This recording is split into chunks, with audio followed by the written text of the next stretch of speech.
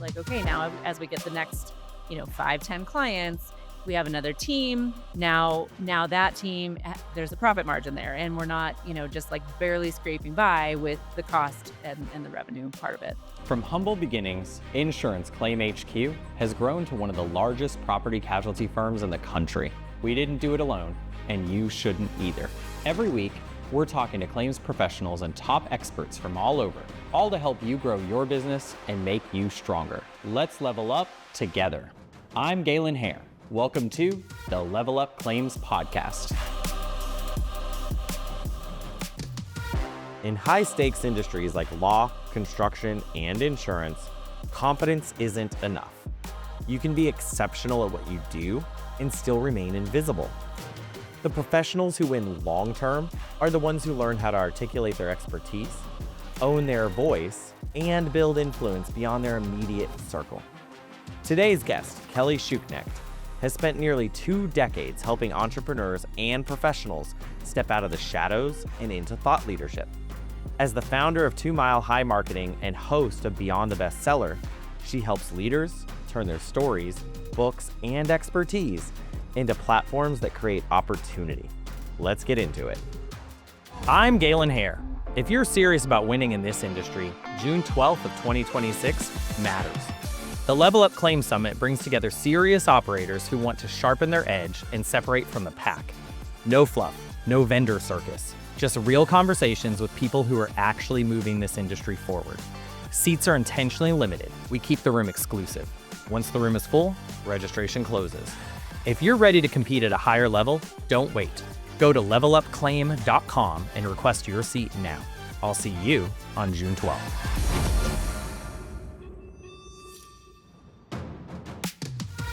Kelly, thank you so much for joining us. Thanks for having me on, Galen. It's my pleasure. All right, so before we jump in, we're going to talk about leadership, marketing, leading authentically. But tell me how it is you got into the marketing world to begin with. What drew you to it? I did not have a traditional path into marketing, so I'm glad you asked that question. I actually rarely have anyone ask me, so it's fun to share that, if I look back at my college days, now I'm like, I probably should have gone into marketing, but I didn't study marketing in college. I learned that I was good and had like a natural skill set for marketing through my jobs. I just kind of ended up in a job.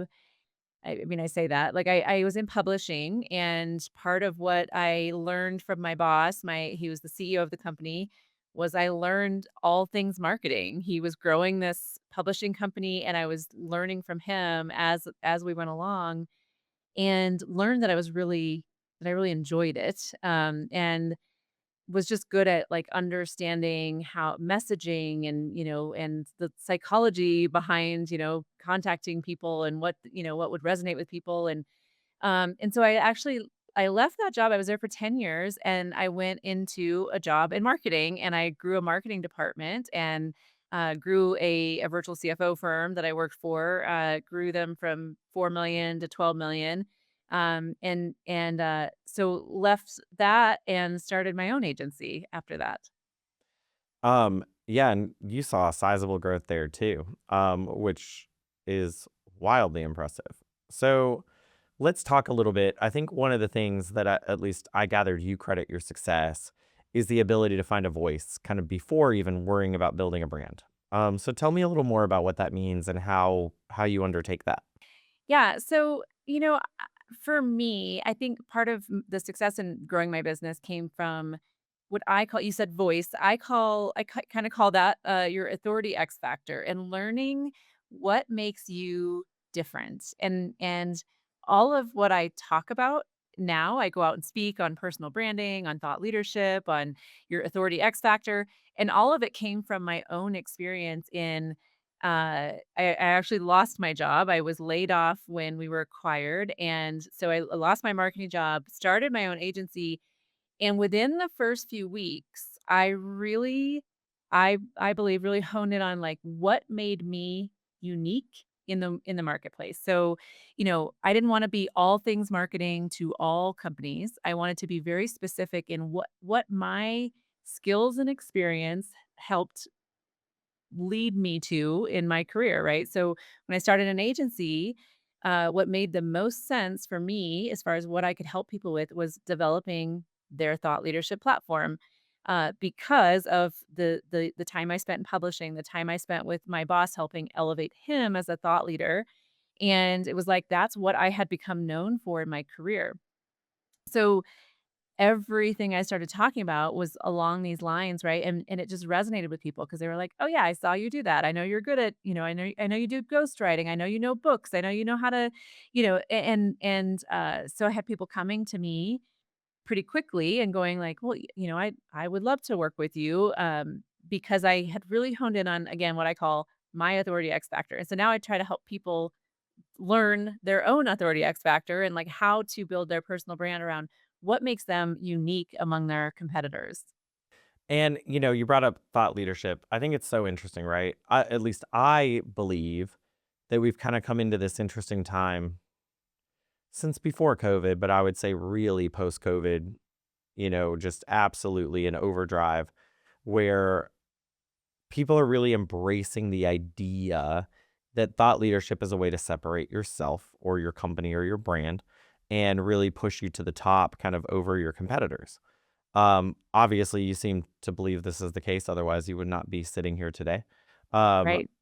so, how is it that someone goes from kind of invisible to becoming influential? What is it that creates real thought leadership and real influence? Yeah. So, you mentioned this post-COVID time. I think that right now, thought leadership, personal branding is more important than ever because of AI. Because, everyone is using AI to generate content, right? Like that's the biggest complaint on LinkedIn right now is that it's just generic content that people are kicking out and other people can often identify that it's, generated by AI, right?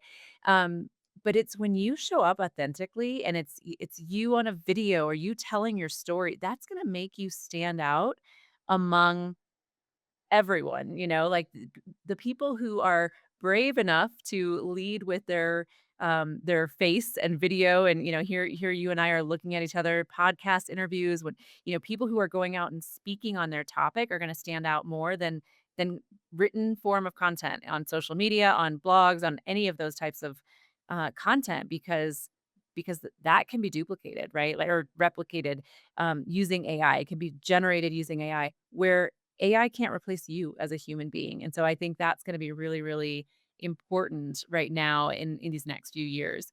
But thought leadership itself so I talk about personal branding and thought leadership. Your personal brand is how people perceive you, the things that they associate with you, right?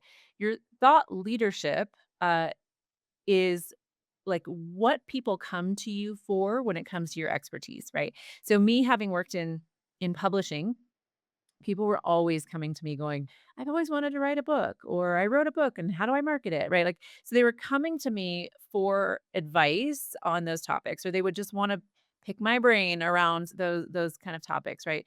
So your thought leadership platform, l it sounds, like, grandiose, right? Like, if you're a small business owner, you're like, Yeah, I mean, a thought leader? Like, that sounds," but it's really just about what you know that you take for granted every day. Because I don't care what you do, you have knowledge that other people don't have, right? Like, it you could be the high school janitor, but, like, it doesn't matter what it is that you're doing, you know things that other people just don't know and you take for granted. So, taking that out of your head and that's what, one of the things I learned about myself was like, "Oh, people are coming to me for advice on this. So I should write blog posts talking about writing a book, talking about book marketing," right? Like, and I started like putting my knowledge out there and realizing that it was helpful to people, that these things that I just took for granted, I didn't realize that not everybody knows how to publish a book on Amazon KDP. Like those things that I have the ability to help other people through the knowledge and experience that I have. So anyone in any size business, if you're wanting to grow your business, leaning into your thought leadership and whether that is, posting on LinkedIn, doing video content, doing podcast interviews, going out and speaking, those types of that type of approach in your marketing is really gonna help you stand out. Yeah, I could not agree more. And that kind of brings me, because you mentioned it, to the book issue. So yeah, man, AI has really changed that, right? So I remember kind of when I first got into, marketing my own law firm, there were all these people pushing write a book, write a book, write a book, kind of two ways to do that. You can kind of muscle through it yourself, write it, obviously takes some time. If you're not sure how to write a book, that can be very daunting. And then at the time there were all these like speak to write companies, right? Like we interview you, we help you come up with an outline, then we kind of help you write chapter by chapter. So one of the things you brought up was books and the value of books kind of within a business platform. However, we're now in a world where AI has really changed it. It creates lengthier content than it ever did. And I think a lot of people are defaulting to, why would I write a book, whether it's a speak to write or whether it's actually sitting down and writing a book? Why would I do this when AI exists? So talk to me about what that world looks like now. I think we all understand the general value of having a book, right? But what's the right approach today to develop a book as a business platform?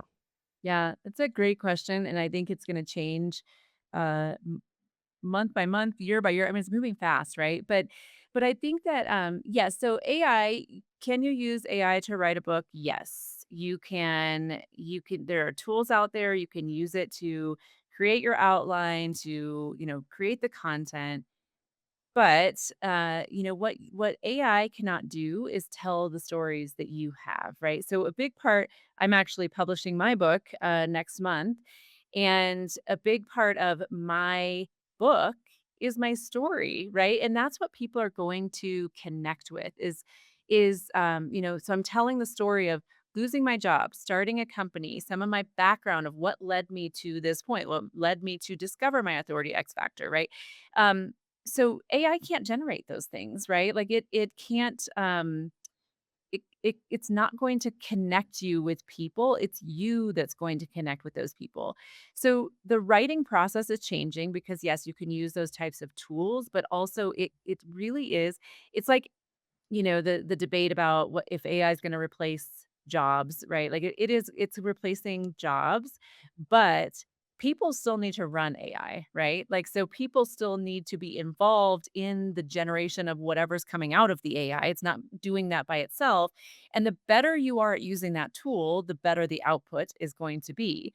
I think it's the same thing with book writing, like, I can't just put in a prompt like, "Write a book for me," right? Like, there's a lot of involvement from the actual thought leader, the person that's doing it. It might replace some of the pieces that happen after the fact, the proofreading, editing, things like that might get replaced with AI tools at some point, but still the input into the tool is coming from a person who or I shouldn't say the input into the tool. The writing of the book, if you're writing a book, is going to be what's going to stand out is the real genuine the authenticity, the stories, the things that you're sharing that people can learn from that isn't just something that is, this generated text, but it's real and people can sense that.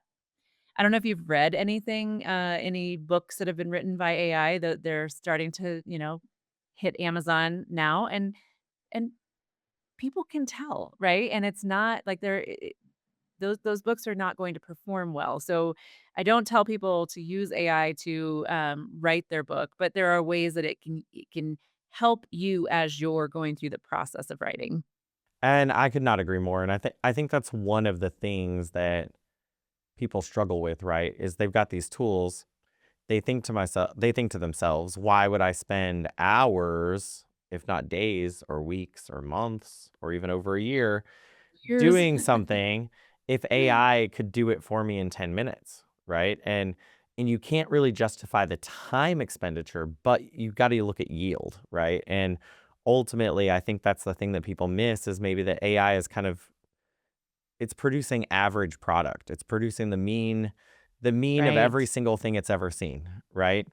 It doesn't even know what the best book is, right? It might have been told this is a good book and that's a bad book, but it doesn't know what the best book is that connects on an emotional level because it's never done that. All it can read is Right. research and papers and things like that, right? So it sounds like you're kind of a purist and you're like, look, sit down and just write the book. Or is there some approach that you recommend that business owners sitting here use? Because I know that's something they can do is consult with folks like you on writing a book. So what's that process really look like? What's that mean? Well, and yeah, full disclosure, I mean, my company, we do ghostwriting. So we help people with writing their book, which used to be the cheat way to write a book, right? Like, and now Mhm. now there's the AI side of it. But we do that, and then I also just work with authors, and I have a community for authors, and so in that world, when I'm talking with authors, it's like I do talk with people about using AI as a tool. It can help you with brainstorming, it can help you with research, it can help you with outlining. If you need help like just thinking through like what the chapter outline might look like, it's a great resource for that. But then when it comes time to actually write the book, you could even have it give you prompts to help you start getting the content out of you, right? But then, yes, I am a purist when it comes to if the actual writing though should be coming from you. Use it as a tool, but really make it your own voice. Like AI does pretty good. Like if I've trained it on my voice, and it can create content in my voice, um but a whole book in my voice, like it needs to come from me and to be my own things that I would say, right? Like AI might generate something where it's like, I would never use that word. I would never use that, uh, uh, whatever. Like there's just weird things about what it generates that you're like, that doesn't sound like me. And do you want to put a book out there that doesn't sound like you? I think that's I mean, I think that's a sign. If it doesn't sound like you and it doesn't feel like something you would put out there, then you shouldn't be using that. Yeah, my first book I did speak to write, and it was a great experience. For any of you at home listening, it's kind of weird, right? You get paired up with a writer, they start interviewing you. You do a lot more than you thought you would do. It's definitely presented as a like, sit back, relax, we'll write the book for you. But if you want it to be you, even when you get those drafts, you have to very heavily edit them to be you, right? Yes. Because that ghostwriter might be an excellent writer, but doesn't know your vocabulary, doesn't know how you would say something. But I found the process to be really fascinating, and I agree. I don't think it can be replicated by AI. I do not. I think maybe it can give you some outlines, just like you said. Here's how you would structure a chapter based on best practices, but it doesn't know what's in your head, and Right. I think that's really important. So let's kind of transition a little bit and talk about entrepreneurship and leadership generally. Yeah. Um, it strikes me based on listening to other interviews and stuff that one of the things you advocate for, or at least point out, is that there's a pretty substantial gap between like starting strong as a company and then sustaining that momentum. Um, so talk to me about that messy middle of like leadership and entrepreneurship. How should professionals evolve their message as they evolve personally? Yeah, yeah. Well, so just from my own experience, I started my business in late 2024, and we grew really fast. So we grew fast, and I'm new to this world of entrepreneurship and business ownership. I was like, I'm hiring people and I'm trying to figure things out as we go. And all of a sudden I'm like, I just have a mess, right? I have too many people on my team. Like we're doing good work. We're doing great things for clients, but like I just hit a point where it's like, I've got to create structure. I've got to create, systems and processes and things and get people. One thing I learned was just like I hired so many people and then was trying to fit the roles to the people, and I needed to, create roles and then bring the people in, and, so all those things. I learned a lot of lessons in my first year. That's a big one. I Um, mean, I did the same thing when I started my first firm. Geez, in 2011, we like found someone we liked, and then we hired them, and then we figured out what they would do, and that was just like, I think I like don't even want to think about where I'd be today if I hadn't spent like 4 or 5 years doing that. yeah, yeah. I've heard the I don't know, recommendation, like, hire for culture fit and then, I don't know, and then figure it out, I guess. I don't know what the part is after that, but there's something to be said for hiring people that you like you said, and people that just are rock stars. But also, I needed to get my head around, like, what are the roles that this company needs to have? And then find the people to fit those roles because like I said, I was hiring people and then going like, okay, now how is this going to work? Now I have a team of like 5 people that should really be a team of 2 people, but I need different people to do different things. Like, it's just so, you know, again, like I learned a lot of lessons in 1 year and got to a point now where like we have a pretty good structure and system to like, how our teams work with clients and what skill sets we need on the team, and then the teams can look different, but general skill sets need to be, there on each team.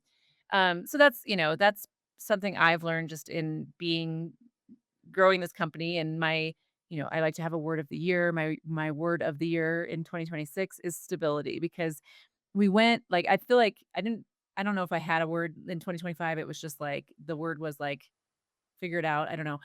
And, we like grew. So it's like it feels like growth was like the word. And then it was like I hit the end of last year and I was like, "Oh my gosh, I have got to figure out how to make this like a sustainable thing that like as you have ups and downs with clients, your business is stable." And so that's the place I am now is figuring out how to get to that point where it doesn't feel like every day, you're just like getting from, day to day, week to week and, figuring it out as you go. But like we have, a steady cash flow, steady, our teams are set up to be, um, profitable really. Like, those are just things that are new to me. And so that's kind of the stage I'm in now and figuring that out this year and yeah, just stability. That's the word. Yeah, I mean, and that's a good word, but talk to me about what your process is or is going to be for that. I mean, that's a lot of our listeners, I think, have been in growth mode forever, but at some point you also just kind of want that stability. And that doesn't mean scaling back. It doesn't even mean slowing down, but it means making sure things are manageable in a way where you don't need to keep jumping in and changing processes or procedures or changing how things work. So, what's going to be your approach to that this year? Yeah. Well, I think, so again, in the first year, I don't wanna say this the wrong way, like, I listened to the team a little too much, like, when people would say, we need this, we need," whatever, like, right, team members were telling me we needed so many people, we needed so many, whatever, and I ended up with these bloated teams because it was like, yeah, this person thinks they need 3 support people, but do they? They probably don't need 3 support people. They need certain skill sets that they can work with, whatever. So yeah, it wasn't about for me, it's not about scaling back. It's about making sure that you have the right dynamic on the team and that, so one of the things that we're doing, Galen, is my team members are in the US, Canada, and the Philippines. Okay. And we had a newer team, like, as we were growing, a newer team, that team had 2 people in Canada and 1 person in the US. If you do the math on that, it's a lot more expensive team than when you have a team member from the Philippines, that's supporting somebody who's in the US or Canada. So we made some adjustments to each team, and this is, like, maybe too much information, but, like, each team only needs 2 people, right? We need an account manager, we need a support person. The support person needs to be somebody in the Philippines because that person is a lower cost to us, but they are, a good support person to the account manager who's client facing. And so that small adjustment just made us more efficient as a team. Now, if we need a different skill set than what we have with the one support person, we can change it up a little bit. That's okay. But we needed to be mindful of who we were putting together on a team and the cost that was involved in that because we were uh like, it wasn't working out. The math wasn't mathing, like it didn't make sense. And so we just made some adjustments to that so that now as I map out, like, okay, now as we get the next, 5, 10 clients, we have another team. Now that team, there's a profit margin there. And we're not, just like barely scraping by with the cost and the revenue part of it. Well, and importantly, it's repeatable and it's controllable, right? Because you Yes. know what it Yes. looks like. And I think it's kind of that process that's so important, right? So, look, you are in the business of visibility, branding, marketing. What does sustainable visibility look like for you over the next like 10 plus years, given all the tech changes that are coming up?